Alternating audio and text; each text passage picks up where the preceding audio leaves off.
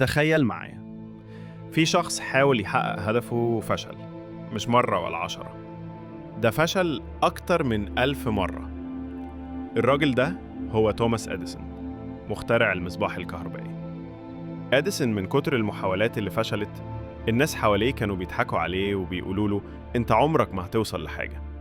لكن رده كان أسطوري. قال: أنا ما فشلتش، أنا بس لقيت 1000 طريقة ما نفعتش. الفكرة هنا مش في عدد المرات اللي وقعت فيها، الفكرة في إنك تقوم تاني. تخيل لو أديسون استسلم من أول أو تاني أو حتى 50 محاولة، كان زماننا عايشين لحد دلوقتي في الضلمة. النجاح عمره ما بيجي من أول محاولة.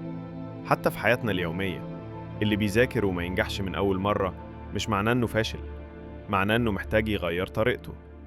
اللي يبدأ مشروع صغير ويفشل مش معناه إنه انتهى، معناه إنه لسه بيتعلم. حتى في العلاقات، ممكن تجربة تفشل، لكن في الآخر بتعلمك تختار صح. الفشل مش عكس النجاح زي ما الناس فاكرة، الفشل جزء من الطريق. كل مرة بتغلط فيها، انت في الحقيقة بتقرب خطوة من النجاح.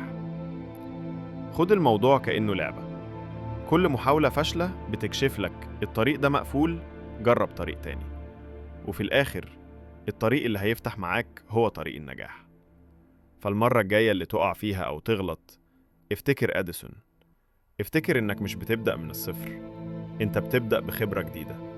وصدقني، اللي بيكمل هو اللي بيوصل. اللي يستسلم عمره ما هيعرف طعم النجاح. لو انت كمان مؤمن ان الفشل بداية مش نهاية، اكتب لي في الكومنتات انا مكمل. وما تنساش، كل غلطة بتقربك اكتر من هدفك. وياريت تعملي لايك بالحب. وسلام.